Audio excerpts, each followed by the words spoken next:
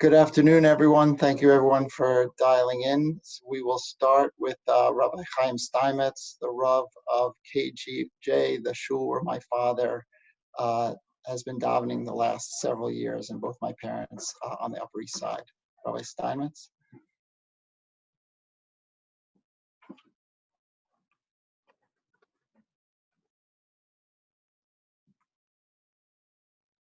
Friedman, Yitz ben Yisrael, that he truly personified the saying in Pirkei Avot, Ezeu mechubad hamechabed et habriot.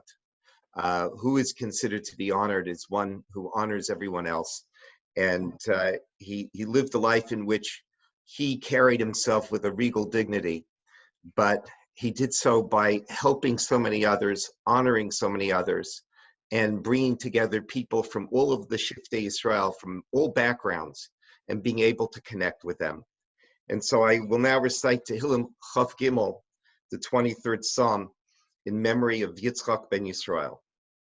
Mizmar LeDavid, Adonai Rawi Lo Echsar, Binostesha Yarbitzeni, Almei Menuchos Yinahaleni, Nafshi Yishovev, Yancheni V'maglei Tzedek L'man Shemo, Gam ki elech begeit salmaves, lo irara ki ata imadi, shiftecho mishantecha hema yanachmuni, taroch lefanei shulchan neget zorarai, dishanta vashemen roshi, kosi rivaya, ach tov vachesed yurdefuni kol yemei chayai, v'shafti beves Adonai liorech yamim. The Lord is my shepherd, I shall not want. He has me lie down in green pastures. He leads me beside the still waters. He guides me on paths of righteousness. He revives my soul for the sake of his glory. Though I walk in the valley of the shadow of death, I fear no harm, for you are with me. Your staff and your rod do comfort me. You set a table in sight of my enemies. You anoint my head with oil. My cup overflows. Surely goodness and mercy shall follow me all the days of my life, and I shall abide in the house of the Lord forever.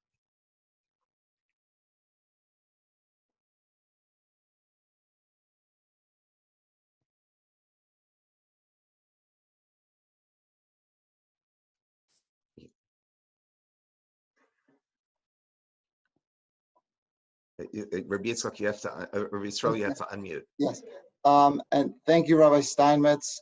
For those who don't know me, I'm Yisrael Friedman, son of Rabbi Yitzchak Adam Friedman, and the next speaker will be Rabbi Reuven Fink, who is the Rav of the Young Israel of New Rochelle, where my father moved our family in 1984 and lived with my mother and us in New Rochelle till 2011 when he moved to the Upper East Side.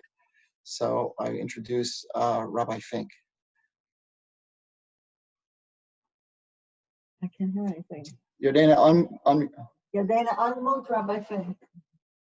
You have to unmute me. Okay, great. If these were normal times and we were not living in such a dark period, we would be able to be coming together and speak to each other and press flesh together and grieve in a proper manner. But these are very difficult and unusual times. It's still a tremendous shock that Yitz has passed from us, but Yitz represented passion, devotion, and great intellect. He had a very noble and aristocratic bearing.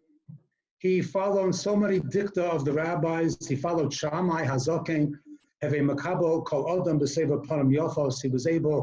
He had the ability to have that beautiful smile and to accept everybody for who they were and what they were. He spoke so softly, always with a smile, so gently, always very intelligent. He also followed the dictum of Hillel Hazaken, V'ahavta l'reacha kamocha, Zakal Gadol B'Torah, to love your fellow man as you love yourself.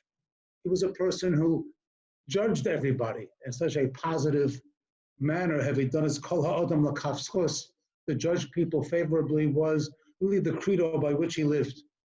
He was a very high-minded individual. He never spoke disparagingly about anyone. It's not that he just didn't gossip, that he didn't speak Lashon Hara, but he was only interested generally in positive, elevating talk. And that was the kind of person that he was. And he was really a combination, a very beautiful combination of different and sometimes disparate worlds. First and perhaps foremost, he was a scion to a great Hasidic dynasty, to the Bian, that is a offshoot of the great Rizhina dynasty. And you know that Rabbi Yisrael of Rizhin, he acted in a very regal, almost in a royal manner, and he had a very extravagant house because he traced himself back to Malchus Beis David. He believed that the Rizhina dynasty and the Bian were direct descendants of David HaMelech, and therefore he acted with royalty. And I think that this is something that really defines Yitz. He was regal, and he was an individual who was a direct descendant, and he was royal. And I think that his passion and his zeal for everything Jewish and his zest for life came from this background. He carried himself in a very noble fashion. He had a Hasidic soul. That was his neshama. But he was also a product of the yeshiva world. He was a graduate of Yeshiva Rabbi Chaim Berlin, where he studied with great Talmudic masters. It was there that he nurtured his devotion to Torah and to Yahadus. He was a Talmud Chacham. He was a person who was able to discern authentic scholarship. He was a person who understood rigorous Torah knowledge. He also, in our shul, began the Minchas Chinuch shir because he wanted a very elevated alumdisha limud for himself and for others. He wanted to elevate people. He was also a person who was very much part of the secular world. His expertise in his industry was well respected by his peers. He was a great intellect. He had a very mature wisdom about him. And he was able to move through these three worlds, the Hasidic world, the yeshivish world, the secular world, so smoothly, so seamlessly, so elegantly. But we in New Rochelle, and those who really knew him as a person of tremendous compassion. He was a person who was filled with love and concern for others. About 10 or 12 years ago, when there was a serious economic slowdown, a downturn in our economy, Yitz saw that many people lost their jobs. They were struggling mightily to earn a living and to keep their homes. And what Yitz did was he started a communal advisory committee, almost a placement service, to identify positions that existed and to help various individuals in our community find new jobs. And it was opened up even to the larger community. And Yitz devoted himself to allow people to regain their equilibrium. And all of this he did, as he did everything else in his life, modestly, quietly, behind the scenes, which was his general approach and his manner. But most of all, I knew Yitz as a family man, as a husband, a father, a brother. He loved his family. To see Shirley and Yitz walking together was like watching a prince and a princess. So elegant, so beautiful, so loving. And that was something to behold, to see Yitz and Shirley together. There was not only love, tremendous love, romantic love, but there was mutual respect. Each one had dignity for each other. It was a magical couple. Yitz was so proud of his family. He was so proud of his three sons, of Yisrael, of David and Yosef, and their respective spouses. Each of his children was so different, and yet their father respected them and admired them for their accomplishments. He was blessed with talented grandchildren who he loved in a manner that words cannot articulate. It's still a shock that Yitz is gone, but he lived a good life, a life that was filled with passion, a life that was filled with devotion, service to the community and to mankind. And we know that his repose will be in peace, in Gan Eden, in paradise. His family will miss him, and so will we. And just to quote from a more secular source, good night, sweet prince.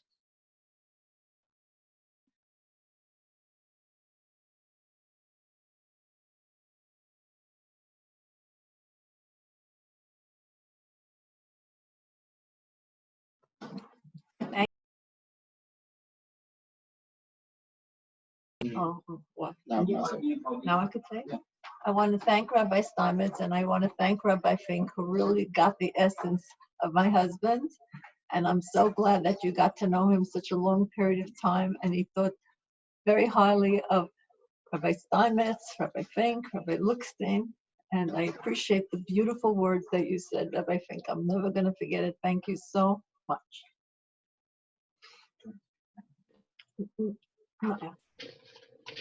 I'm going to say a few words, just a few words. I wanted to show you a picture of my husband. Okay. I would like to say a few words of tribute about my husband. I have this list from Hashem to share my life with the person who was my partner, my best friend, my mentor, and my inspiration.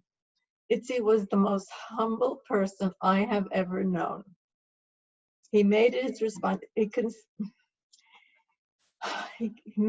responsibility and zchus to take care of his mother from when he was 16 years old. He embraced and appreciated the joy and wonder of Hashem's world. My bracha to my children and my grandchildren is to continue in Zaidi and Abba's legacy of humility, of being a good Jew, of helping others, of following the moral code of the Torah, and going after the brass ring, and always thinking about helping others as a zchus.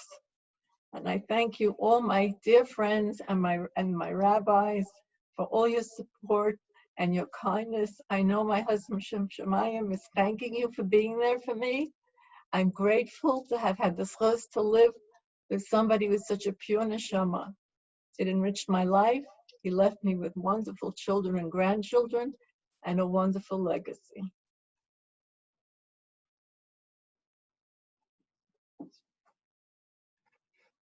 Thank you, Mommy. Thank you, Rabbi Fink. My father, Yitzhak ben Yisrael, also known as Adam Friedman, was the most impressive person I ever knew and the greatest teacher I ever had. There is less kindness in the world now that he is gone. I hope some of you might feel inspired by the words you hear to do or to feel something good in the world to offset this great loss. My father was the least lazy person you ever met. He was busy always. In addition to a successful career in public relations and a side gig as an NYU professor, he was persistent in his interests, which were broader than most people you will come across. He was exceedingly learned, studying Torah intently, alone, with chavrusas and in shiurim all his life, without fanfare. He was also worldly, knowledgeable about art and music. He traveled widely and was an absurdly avid reader. He read 7 or 8 books at a time. He was also physically active. He ran 9 marathons beginning in his late 40s, and he danced with enthusiastic spirituality. He believed that any goal was achievable with enough persistence, focus, and hard work. My father was also steeped in tradition. His name was Yitzchak, and the Torah says about our forefather Yitzchak, Vayeshev Yitzchak vayachpor et be'erot hamayim asher chafru bimei Avraham aviv. And Isaac returned to dig the wells that were previously dug in the days of Abraham, his father. Yitzchak, our forefather, ensured that his father's legacy carried on. My father had a very special lineage. He was the oldest direct male descendant of the Heilige Rishner, the holy Rebbe Yisrael of Rizhin, through the Sadiger line, the founder of a Hasidic dynasty that to this day has many tens of thousands of adherents. My father stayed connected to his Hasidic family and roots, and his entire life was an expression of his Hasidic sensibility. If you saw my father smile, you saw the glory of what a strangle is supposed to signify. He could express the deepest Hasidus just in the warm way he greeted people. To uphold a tradition is to pay it forward. Ki b'Yitzchak yikarei l'chazara. Through Isaac will the name be continued. My father took his parenting very seriously. Compared to many of his generation, he was exceptional in how hands-on he was as a father. He changed diapers with the same gusto that he prayed. Parenting was a holy act for him.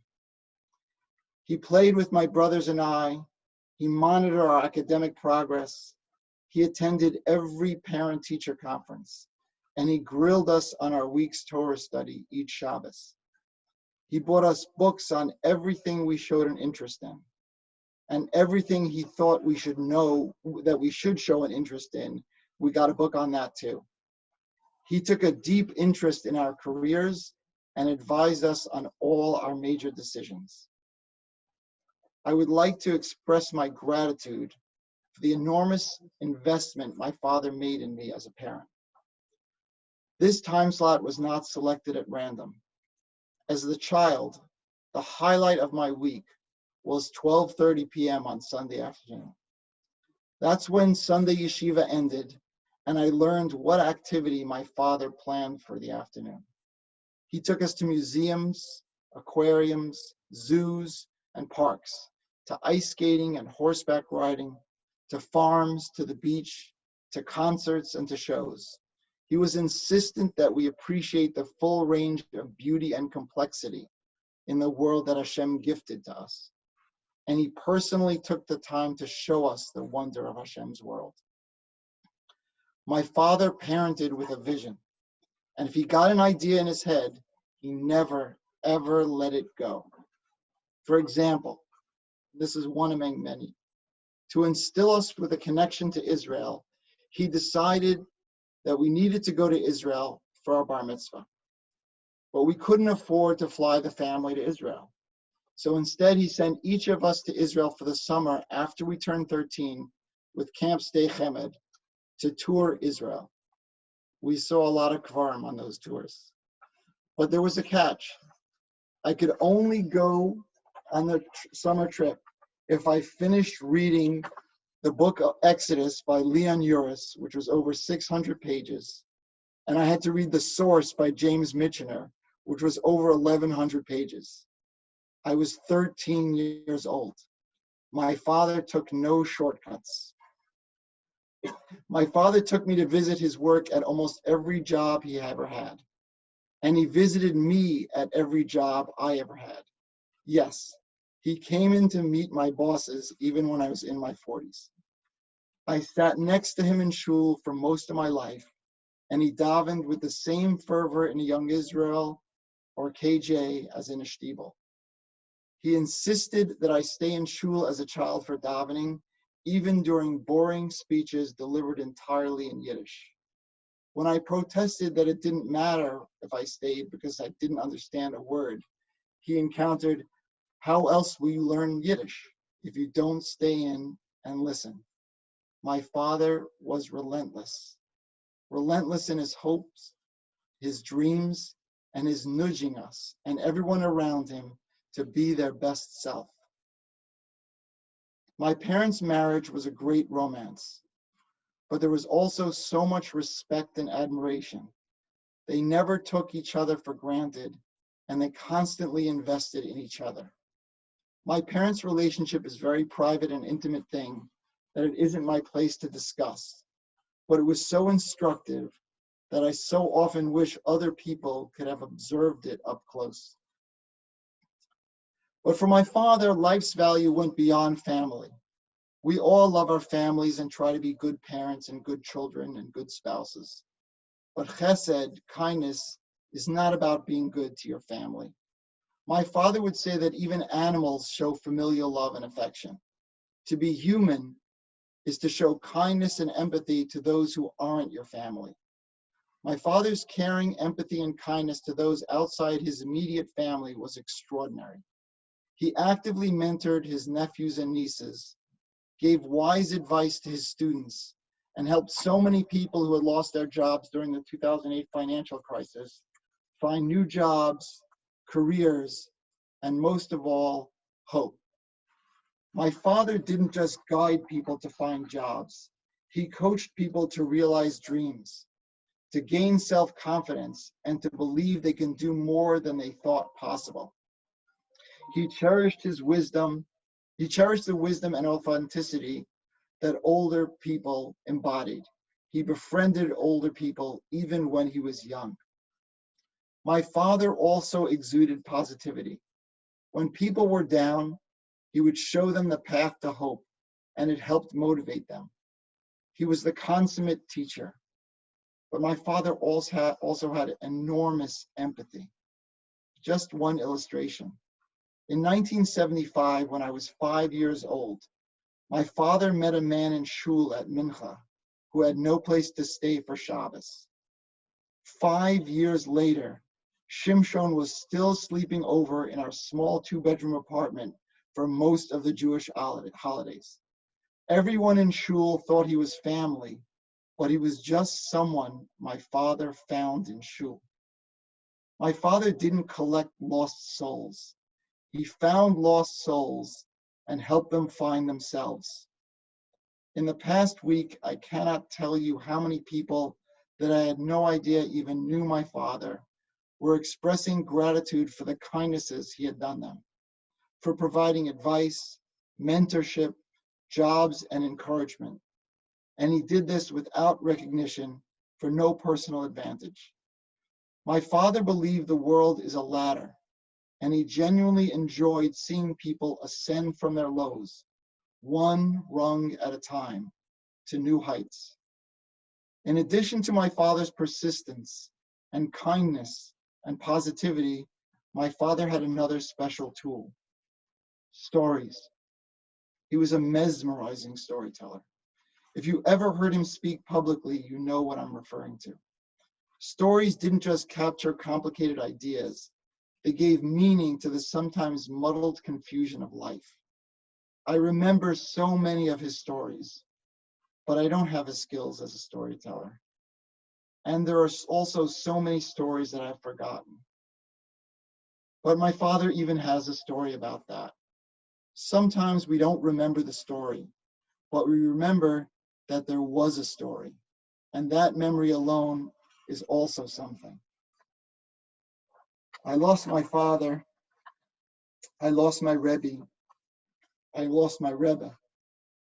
He was such a unique person that he cannot be replaced, and I cannot possibly capture him in these few minutes, but I am comforted in knowing that such a person existed, that there was someone whose life story was so full, so complete, so multifaceted, so steeped in tradition, yet so completely refreshing and new.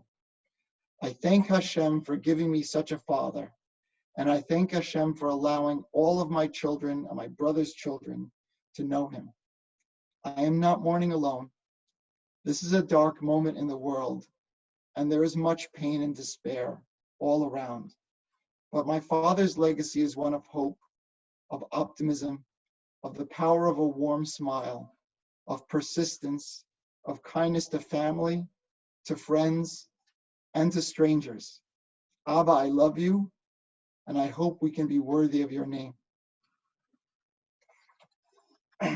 Thank you, and now we will shift over to my brother, David and Yosef in Denver.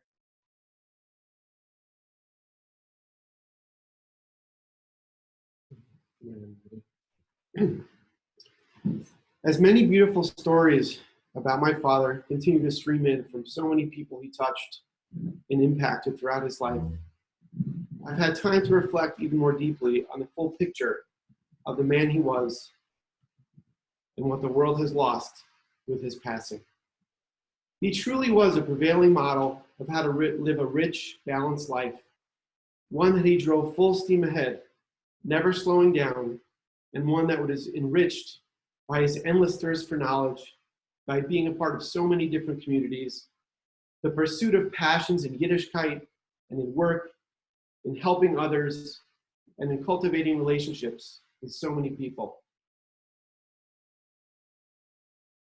When one usually refers to the word balance or harmony, it is usually two-sided, two pieces that need to work well together, whether it's work-life balance, yin and yang, ruchnios and gashmios, of being modern Orthodox. But two is too minuscule a number to describe the multifaceted life that my father led. There was so much more to the idea of a rich, balanced life for him. He loved to learn Torah. I recall how much joy it brought him to learn the mitzvahs of tefillin with me before my bar mitzvah. How much he loved reviewing the Gemara I was learning with me on Shabbos afternoons. And of course, the Shabbos afternoon chavrusa that he had with his Chaim Berlin classmates he held in our house in Brooklyn for so many years. He loved shul and davening. We went to so many shuls together. But my entire childhood, living in New Rochelle, we lived a mile from shul.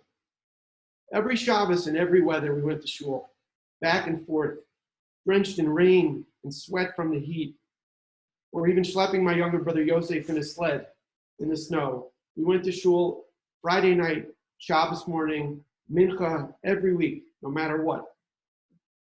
The best part of it were the talks we had on the walk there and back. Hours and hours of schmoozing on those walks about so many topics. He was medactic about halachas and minhagim, saying every ushbizin on Sukkot, following all the regular laws of Pesach that everyone knows about, but also the smaller esoteric minhagim, like reading through the Haggadah on Shabbos HaGodol. It is beyond fitting that he was nifter on the second day of Pesach. It was his favorite chag. I know in my heart that he held on a few more days to pass after the Seders last week. He made sure that we all had beautiful, positive, happy Seders together. And now he will make sure that we will be together for Pesach moving forward for his yahrzeit. He now has made sure that we will go to Marav before the Seder to say Kaddish, and we don't start the Seders too early, that we say Sefiras HaOmer together, and that even though our Seder may end late, we will be up early together to go to shul the next day for Kaddish. It's very fitting. He was passionate about our Hasidic Mizner heritage and made sure that we connected to it. I recall all of our childhood trips to the Rizhner Malav Malka in Borough Park, looking at the dais with all the Rizhner family rebbeim with such reverence, and the B'yaner Tishis we went to together. He nudged me to go see the B'yaner Rebbe during my gap year in Israel. And I did. I had the most unforgettable Friday night meal at the B'yaner Rebbe's house. He always made time to help others. In his quiet way, he humbly helped many others with career advice, mentorship, visiting community members who were ill, and by supporting those that were struggling. He always made a point to have guests at our Seder table who needed a place to be. And he had a thirst for knowledge. I will forever always admire his nightstand. He always had at least 5 books he was reading at the same time, including books of poetry, fiction, nonfiction, you name it. He was at home in museums. He loved art, theater, and dance, and he loved to share his knowledge with others, which he was able to do in his final years by teaching classes in communications at NYU, and his students loved him. But what I'll remember most is the love he had for us, his family, and the time and energy he spent investing in it. This past December, just a few months ago, I had the opportunity to travel to New York with my family so we could all be together for my older brother Yisrael's 50th birthday. That whole trip was a microcosm of who my dad was, and I will be forever grateful that I got to have that experience together with my wife Cheryl and our 3 kids, Maya, Ruby, Jacob, and all of our cousins, uncles, and aunts. We spent nearly 2 weeks there, and for one of those weeks, my 3 kids stayed at their Bubby and Zadie's apartment on the Upper East Side. I am aware that not every grandparent would be okay with having 3 kids crash at their apartment for a week, but my dad loved it. He relished it every moment. It was Hanukkah, and we lit candles with him every night. He made sure that no matter what activities we were doing that day, or where we planned to rush off to that night, that we lit candles together as a family and sang together as close to the correct time for doing so as possible. His love of this mitzvah was passed on to my kids through this experience. We also spent the Shabbos together on the Upper East Side. I had the opportunity to go with him to shul twice that Shabbos, once to his shtibel of choice, Ralbag, on Friday night, and then we all went together to KJ on Shabbos. I could sense how much pride and nachas he had sitting in shul with me singing Hallel because it was Rosh Chodesh, it was Shabbos Hanukkah, singing Hallel with my son Jacob, and looking up at the balcony to see my mom with my 2 daughters and my wife, and then introducing us to all of their lovely friends at Kiddush. He was always down and game for anything. He always had so much energy. During the New York trip, we had many adventures. We went to the Intrepid together with my son Jacob, but the climax of the week was going to the Metropolitan Museum of Art with him. My mom, my wife, and my kids. He was so at home at the Met. He was the best curator you could ask for. He knew the Met like the back of his hand. And though I know he must have been there so many times, his excitement was that of someone who was seeing these things for the very first time. Through my kids' eyes, he explained complex works of art to my 8-year-old son. He answered all of his questions about medieval armor and reveled in all the exhibits we saw with so much joy. During this trip, he also gave me sage advice and encouraged me to rekindle an old friendship, which I did. And he talked to us about the article he wrote that was recently published on December 27th in the Daily News about the rise in anti-Semitism and why it was so important for Jews to stand up. In it, he wrote, and I quote, "Nobody talks about marching and protesting, speaking, and making our voices heard. Hasn't history taught us to act, to cry out at the injustice of anti-Semitism before it swallows us? And dare I say, attempts to destroy us once again. Either we have lost our voice, or we are too afraid to speak up, hoping that this will pass." I have no doubt that this article was part of a few things that helped inspire the events that transpired shortly after it was published. Some 9 days later, tens of thousands of people, some covered in Israeli flags and others singing Hebrew songs, poured into Lower Manhattan in a show of solidarity for New York's Jewish community in the wake of a spate of anti-Semitic attacks in the region. The last Shabbos I spent with him at the end of the trip was at Yisrael and Esti's house, where he was surrounded by the love of his family. And the last night I spent with him, we all went bowling together as a family to celebrate Yisrael's birthday, and I saw him bowl many spares and strikes. My dad did many things throughout his life, but going bowling was never something we did together. This was a first for me, seeing him do this. He was absolutely incredible. He did it with effortless grace and style, if you could even say such a thing about bowling. And he was so happy as he danced the night away in the bowling alley together with my mom and all of us. That was my dad. So many layers, so much fun. Always game for anything. And he loved having new experiences and being around his family. When I close my eyes and I think of him and meditate on his neshama, I can still feel his holy presence when we went under his talis for duchening together. I can see him make a mad dash from the sand to the beach, like a little kid on all of our beach vacations, and I can see the pride in his face at the head of our Seder table, looking out at all of us. I love you, Dad. We will miss you. Thank you.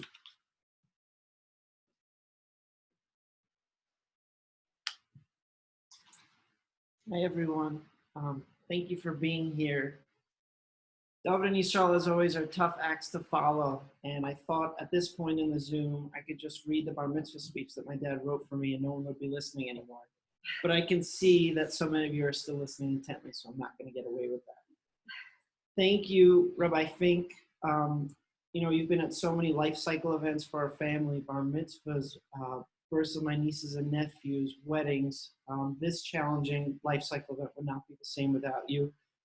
Rabbi Steinmetz, under such a difficult circumstance at the funeral, you were incredible and managed to give my father the honorable burial that he deserved.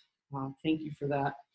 And Rabbi Lookstein, just to share a quick story, David just mentioned the Mulav Malkas that my dad used to take us to, or schlep us to, I should say, every year.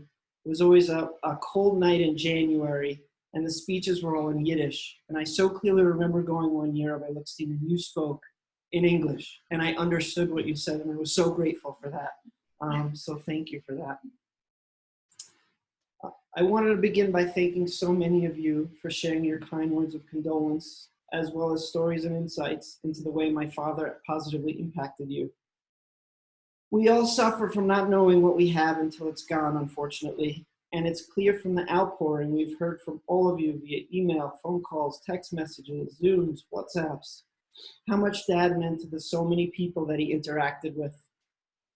It's so difficult to eulogize Dad incredibly, his incredible and full accomplished 75 years in this world. Abba, you were my North Star, my frame of reference in every decision I made, every turn I have taken. You're my role model, my hero, my mentor. If I could have sat with you in your last few weeks, when you were tormented by solitary confinement in the hospital room, I would have held your hand. I would have looked you in the eye and told you that. To anyone and everyone who knew my father, he knew he had a firm footing and tremendous pride in his deep-rooted Jewish tradition and an unquenchable thirst and curiosity for culture, for art, for literature. In the same day, he'd read esoteric 19th century poetry, Fast Company magazine, and he'd end the day with a Chavrusa and Gemara, the Talmud. You add to that an incredible love, interest, and sacrifice for his family, friends, and his students, and you get my dad, Yitz, or Adam Friedman. I want to share some memories with you that I think speak volumes into who Dad was and what he stood for. Our home growing up had a steady stream of guests. We had a guest room and we used it. Even now on this memorial, I wonder how many of the folks here can recall staying in our guest room or joining us at our Shabbos table. Yes, family and close friends were always welcome. But what about the widows, the divorcees, converts, co-workers, people who are culturally curious, people of all different backgrounds? They were all welcome to eat and sleep in our home. Living up to this shining example is a challenge for us, Dad, but I promise you we'll work on it. This past week, my older kids, Layla and Yoav, have unfortunately had to see me cry. Doesn't take much for me, to be honest. And I said it's normal, and I can recall seeing my own father cry. Yoav put me on the spot and said, "Be specific, new Dad, when did you see Zadie cry?" My incredible wife, Andrea, some of you know, converted, and the road to get there was difficult for my parents. But I remember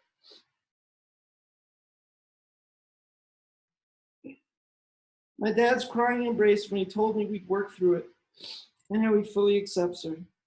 Each and every year for the past 15 years. He's the only one who remembers April 8th, the day Andrea converted.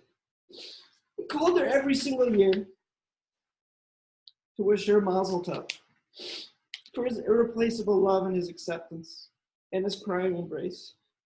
Who will call her now?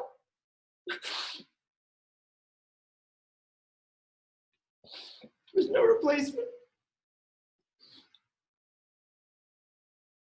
Many of you know Dad was a marathon runner. I believe he completed the New York City Marathon 9 times. We use that to encourage him and to keep him fighting through his final ordeal, in which he never gave up fighting. I promise you he went down swinging. I remember watching him in one of those marathons. I must have been about 10 years old or so. And we watch him on First Avenue, coming off the Queensboro Bridge. He was full of energy and excitement as huge crowds flanked the sidewalks. Then we crossed town to catch him before he entered Central Park, the final push on mile 23 on Fifth Avenue or so. He looked so tired and cold. I can see his red nose and slow jog right now if I close my eyes. He finished like he always did. And I remember after the race, he was wrapped in one of those big tinfoil things that allegedly keeps you warm. And we had to walk 20 or so blocks to where the car was parked. Imagine, you run a 26-mile race, and then you have to walk another mile to where we could find a parking spot. Impossible, right? I just remember Dad was worried that whole walk that I was hungry. He insisted that we stop somewhere to get me a bagel or something to eat. And there's some reason it sits with me. Even at age 10, I remember being amazed. My exhausted father was worried about his son missing lunch, not getting back to the warm car at home where he could collapse. Thank you, Abba. Your love and sacrifice were unwavering. When I was a teenager, I decided somehow that my life's calling was to be a weatherman. Dad didn't dismiss my meteorological obsession. He embraced it.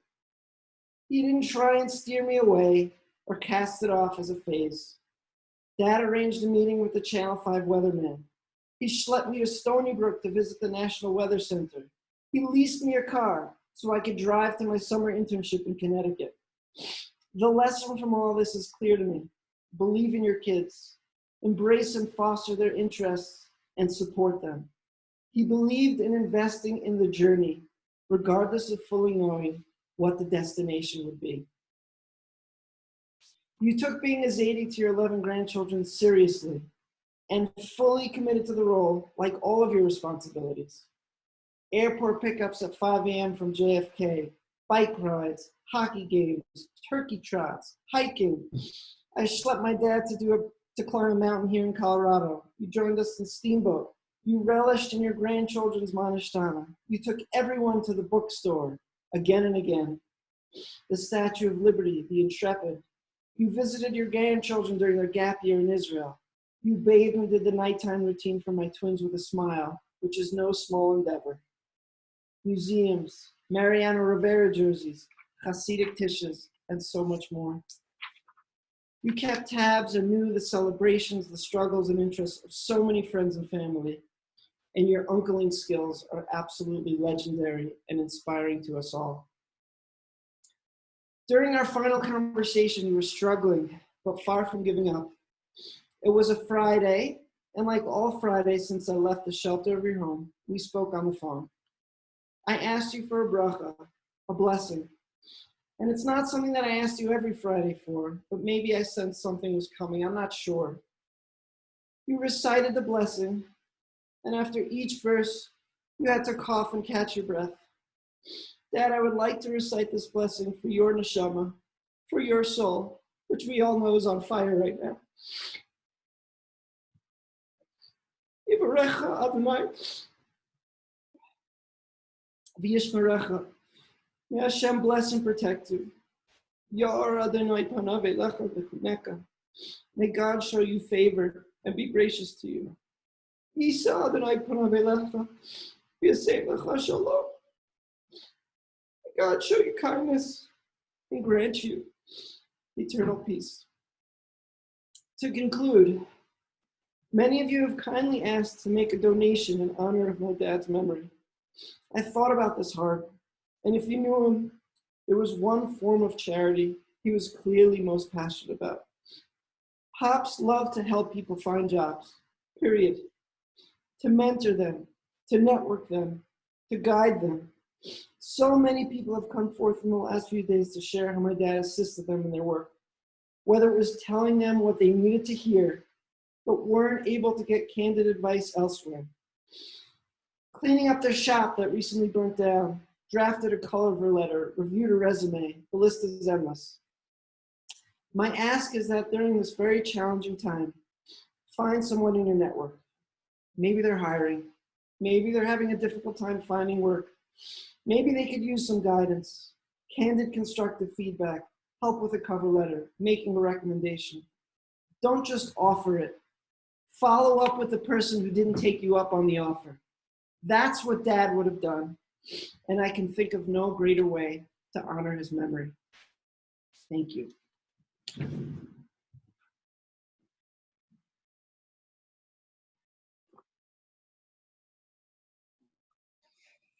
Thank you, guys. That was amazing. Next will be my son, my father's oldest grandchild, Zalman Friedman. Thank you, Dad, for those words, and thank you, Uncle Yosef and Uncle David, for the words that you said about Zaidi, and thank you, Rabbi Fink and Rabbi Steinmetz, and also Rabbi Lookstein. Zaidi was someone who always invested a lot in the communities that he was a part of, and even when he moved to the Upper East Side, he stayed invested in the New Rochelle community. And Zaidi was someone who carried himself in public in a way that was exemplary. You know, a lot of in public, sometimes you think that you're anonymous, but Zaidi showed that you should always be human and personable and yourself wherever you are. And I just wanted to give an overview of my relationship with my Zaidi. And you know, when I met him, I came into the world. He was really a force of nature. And now that he's not here, it's still hard to realize all the things I took for granted about the way that he was. You know, when I was 6 years old, I came to watch him run the marathon, and he put me on his shoulders. And I kind of just thought that as you get older, you just continue to get stronger. Just because my Zaidi was in better shape than my dad, and he was always in better shape than me at every point in my life. He was always a better biker than me. He taught me how to ride a bike when I was 7 years old. He woke me up early in the morning and forced me to learn how to ride a bike. I used to, when he lived in New Rochelle, I would sometimes, to get away from my parents, I would stay over at my buddy and Zaidi's house. But then Zaidi would wake me up even earlier than my dad would to go to school. If I had to, the words that I would use to describe him would be, "Come on, let's go," because he always wanted to go do something else, and he always wanted to do an activity. We always had plans. When I was 13, when I was 12, we would learn Tanis before to prepare for my bar mitzvah. I know I'm trying to speak fast because I don't want to take up a lot of time, but I just see right now that there's 300, even more people here than there were 20 minutes ago. He was really such an inspiring person, and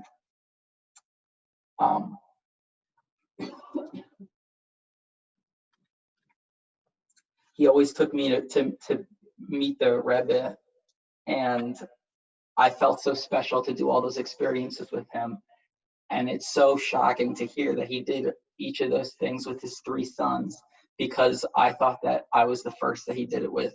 But he really, everything he did, he made it feel special for all his children and for his grandchildren, that they should have that unique experience with him. And I guess if I had to keep his neshama, the way to keep his neshama alive is to maintain his spirit, and his spirit was always to exercise and use your body and feel vibrant and feel alive. And also, you know, in quarantine, I spending a lot more time with my family. And as I spend more time with my immediate family, I'm reminded of the value of those relationships and putting everything into those relationships and forging those tight bonds. And if you live your life in that way and be a human and be a family person, then in a way his neshama is alive, because you are still, it's like you're still listening to him. So that's all. Thank you. Thank you. And now we will close with Rabbi Lookstein, who, in addition to being the senior rabbi and I guess almost the Nasi of modern Orthodoxy in America, is also family, because Rabbi Lookstein's sister, Professor Natalie Friedman, was married to our cousin Izzy Friedman in a merger of Hasidus and modern Orthodoxy that reverberated and echoed through many halls for many decades, well before I was born. So it's really, at the very end, we are returning to way back to the beginning. So now we'll transition to Rabbi Lookstein to close this off. Thank you, Rabbi Lookstein. Thank you, Yisrael. Thank you, Shirley. Thank you, David. And thank you, Yosef. and then that beautiful grandson, for giving all of us such a picture of your husband, your father, your grandfather. We knew him, but because he was so nechba el hakelim, modest and humble, we didn't know half of what we learned today about this extraordinary man. Thank you, Yisrael, for mentioning our mishpacha relationship. And David, particularly thank you for reminding me of that unforgettable Malava Malka, the Rishona Malava Malka, which I used to try to avoid if I possibly could, but my brother-in-law, Yisrael Shalom Yosef, Olav HaShalom, was very persistent one year, and he wanted me to come to Borough Park and speak at that Malava Malka. And David, you remembered it, and I loved the experience. Absolutely loved it. In one of the Pesach Torah readings between Adam Friedman's passing and the burial, we read the following. Ki sir'eh chamor sona'acha rovetz tachas masa'o. When you see the mule of your enemy struggling under the burden, v'chodalto me'azov lo, and you refrain from helping him, azov ta'azov imo, you shall surely help him. The standard translation is v'chodalto me'azov lo, that you refrain from helping him because he's the mule of your enemy. Rav Soloveitchik, Zecher Tzadik V'Levracha, translated the words in the tradition of Rashi, who writes bitmiha, it's a question. He translated the words, would you refrain from helping him? You shall surely help him. Adam Friedman would have quelled over that translation of the text by the Rav and his reflecting Rashi's bitmiha in the translation. But he would also have loved the Rav's comment as brought in the Chumash Mesoras Harav, which was recently published. Here is what the Rav said. Would you refrain from helping him? Question mark. The Rav says, this is the only injunction the Torah expresses in the form of a rhetorical question. Is it possible that a Jew would be so insensitive so as not to help? If we are obligated to prevent the animal from suffering, if we see a person bent low over his burden, we are obviously obligated to relieve him. Furthermore, if the burden is emotional or spiritual rather than physical, we have the same obligation. As we have noticed ourselves or learned during these beautiful eulogies, Adam Friedman had a host of admirable qualities.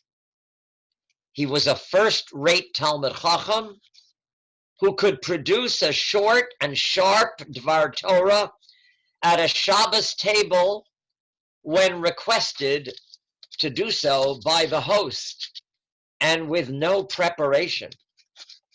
He was a refined, understated gentleman whose quiet charisma attracted many impressive admirers and friends. And he was a caring, considerate, and loving husband for 52 years in a wonderful marriage. And he was a revered and very active father to his sons and grandchildren. But what particularly impressed many of us, and me in particular, was that Adam was a highly sensitive and giving person who, as you said, when he saw a human need, responded in a most generous and consistent fashion. And I didn't know a lot of these things that you spoke about, but I can cite two examples from the short time, relatively, that he was in our community. First example, he met Erwin Shapiro socially at a Shabbos table of somebody who is on this Zoom, and realized that on the one hand, Erwin was limited in mobility, and on the other, as a student of the Rav, Erwin loved to learn. So Adam came to learn Gemara with Erwin Shabbos after Shabbos in the afternoon before he came to Mincha for several years. Every Shabbos, rain or shine, cold or hot, every Shabbos, they learned together. They made one siyum together, and they were very close to another siyum. That's example number one. Example number two. After Jerry Hornblass's stroke, when he finally came home from the hospital and was not able to get around and lived between a bed and a wheelchair, Adam used to go every Shabbos morning to take Jerry to the Ralbag Stiebel so that he could enjoy all of the Shabbos melodies that Jerry loved to sing. I repeat the Rav's words. If we see a person bent low over his burden, we are obviously obligated to help him. Furthermore, if the burden is emotional or spiritual, we have the same obligation. This was the way Adam Friedman lived his life. He was a splendid Jew and mensch in many ways. Above all, however, he was the living embodiment of the Talmud citation of the three characteristics for which the Jewish people are known: Rachamanim, Baishanim, V'Gomalei Chasadim. Compassionate, humble, and performing acts of kindness. He has passed from this world, but his legacy lives on. May this be a comfort and inspiration to his family, to his friends, and to the entire community of which he was such a special part. I would now like to say the Keil Mole Rachamim. El Mole Rachamim, Shochein Bamaromim, Hamsei Menucho Nechono, Al Kanfei HaShechino, Bimalos Kedoshim Utahorim, Kizohar Harakia, Mazirim, Lenishmas, Reb Yitzchak ben Reb Yisrael v'Chana, Sheholach le'olamo, Bavu shanachnu mispalalim biad nishmaso, Began Eden Tehei Menuchaso. Lochein Ba'al Rachamim Yashtireu B'Seser Kanafav Leolamim. V'yitzrar b'tzrar hachayim es nishmaso. Adonai hu nachalaso. V'yanuach b'shalom al mishkavav. V'nomar Amen. Hamakom yinachem eschem. Besoch Sha'or Avelei Tzion V'Yerushalayim. May God comfort and console you among all of us who mourn for Zion and Jerusalem. Switch back to me. All right, thank you, everyone. Thank you, Rabbi Lookstein. That was deeply moving. Thank you, Rabbi Really Lookstein. appreciate it. And thank you, everyone, for dialing in and honoring my father. We are very grateful. Thank you.